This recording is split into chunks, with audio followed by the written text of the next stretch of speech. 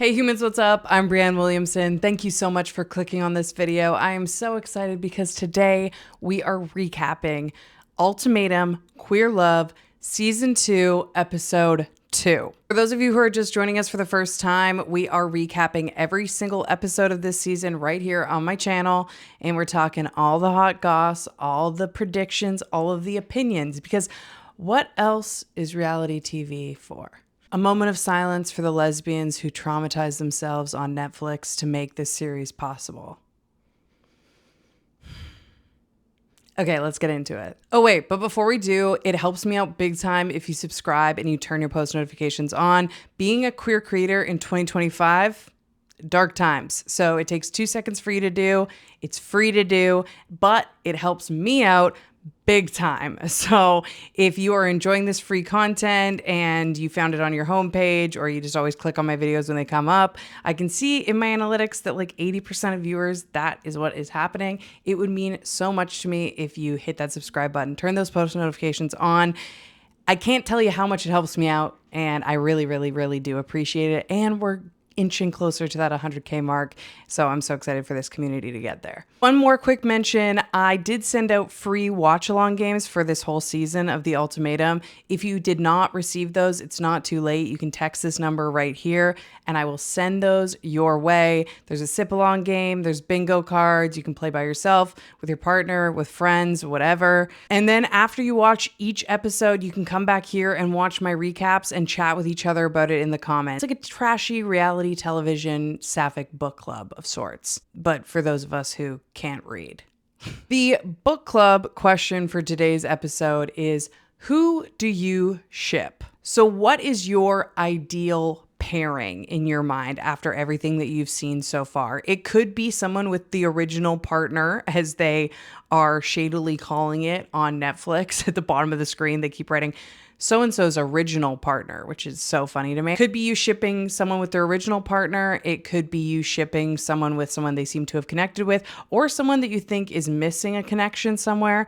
Whoever it may be, let us know who you ship in the comments down below and why. And of course, as we talk through this episode, share any other feelings and opinions as well in the comments down below. It's going to be a fun discussion sort of space because that's what this series is for. I've got my trusty notepad. It is fuzzy and beautiful. And yes, I am taking it this seriously. My partner keeps laughing at me because I just sit there and take notes. We start off episode 2 the same way we left episode 1, with Megan telling their partner Dana that they actually would like to leave. They're panicking. They're like, get me the fuck out of here. And honestly, this made me really sad for them. As I mentioned last video, I can see the pain in their eyes, and I feel like they got there and they were like, what the fuck did I get myself into? Especially since we know their quote unquote issue, if you will, is the fact that their family and their culture brings a lot of pressures and added dynamics, which is why they don't feel like they can be out and proud and get married. And we all know that this show isn't going to fix that. So while I think it may bring them some newfound confidence, hopefully, I'm hoping that they find that on their journey. It's not going to fix the dynamic within their family. So maybe it'll just give them the like, I don't give a fuck attitude that we have seen Pilar kind of had with her family. She just kind of bit the bullet and they were like not vibing, but she did it anyways. And we see her in this episode say that she wishes she did it sooner. So despite getting a negative response, she is happy with her decision and actually wishes that it happened earlier on. You know, maybe there is hope for Megan in that way, and talking to someone like Pilar or finding some inner confidence with who she is. But I just thought this scene was so sad. It continued to change my opinion on who I think Dana is and the reasons that they are on the show and have brought Megan onto the show. It's interesting that my first impression was kind of team Dana, but now it is very much not. I'll put it that way. Part of that was Dana was talking her out of it when Megan was like, I want to leave. And I think as a viewer, I could tell the pain there. And I'm like, I think she does actually want to leave. And then Dana kind of started talking with a voice, like a crying voice, but she wasn't crying. So it felt kind of phony and felt like she kind of pressured her to stay, which I did not vibe with. We're starting to see some of the classic sapphic first date discussions on this episode, and I honestly am shocked it took this long. We're seeing tattoos being brought up and their meanings. We're seeing questions about whether you are a top or a bottom, questions about fingernails.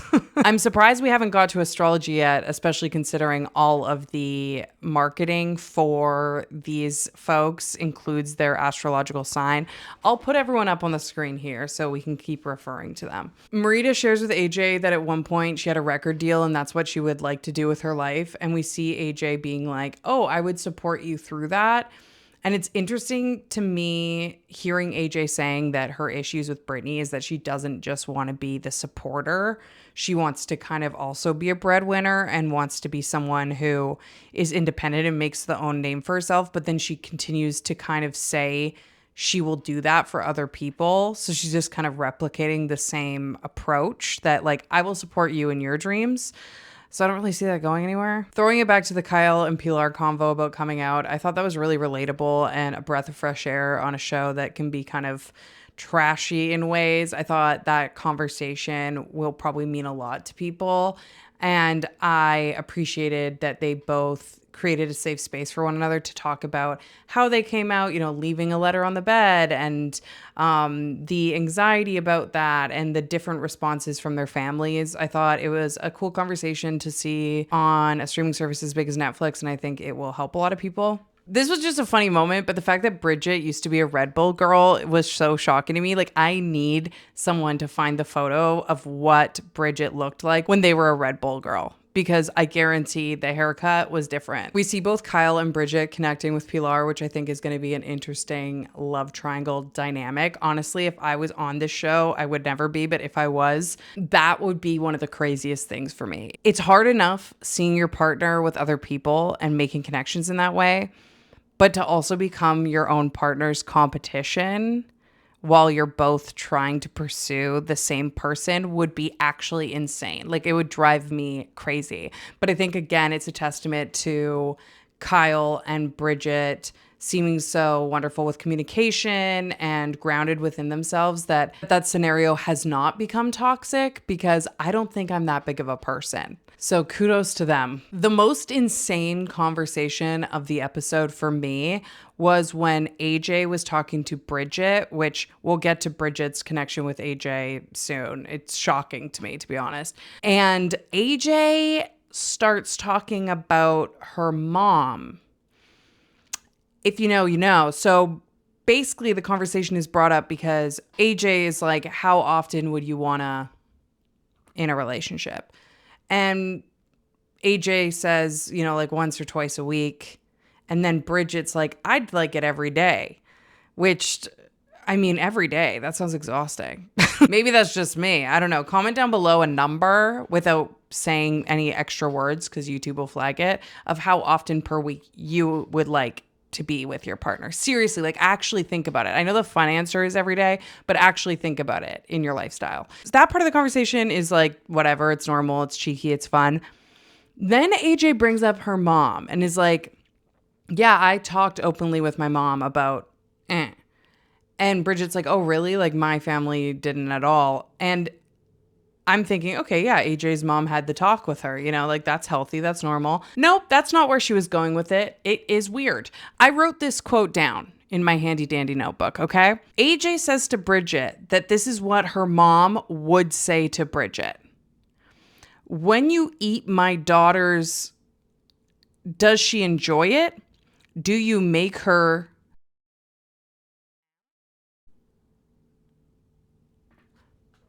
Pardon me? That is enough of a red flag. That would have just given me the ick right there. That would have creeped me out so fucking hard. I would have been running to the beach to drown myself in the ocean. I'll answer my own question for this video that the pair that I truly ship is Megan and Haley. I think they would be fantastic together. And I really also appreciated their conversation. It started with Haley saying that she didn't want kids and Megan being like, oh, I guess that's something we differ on because everything else was kind of lining up. And then Haley goes on to explain that the reason she probably wouldn't want to have kids is because of the anxiety of actually carrying the child. And I thought this was fascinating because I think part of it was the assumption that she would be doing it because she's the femme one or the more femme one in her relationship, or would be with Megan. And I really appreciated it and thought it was powerful that Megan right away was like, well, I could carry. And then Haley, you saw that switch in her. She was like, oh, okay, well, then that actually might change things. So I found that conversation fascinating because I do think that there's a stereotype and assumption in our community that the more feminine person should carry or will carry. And that stereotype and assumption is definitely not the case for a lot of couples.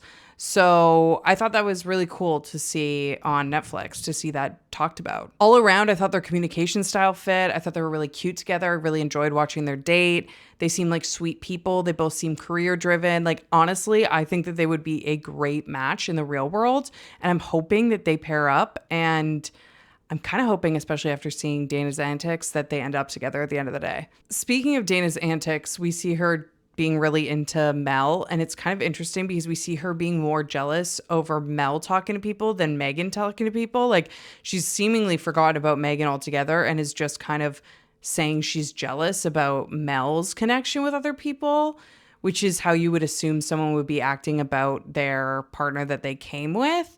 So she seems like totally checked out already, like really hyper-focused on Mel. And I think Dana and Mel would be so insanely toxic together. I think that they're both toxic in their own ways. And this is kind of dark for me to say, but I kind of hope they pair up because I think it would make for great reality television. But I also think that they would be very toxic together.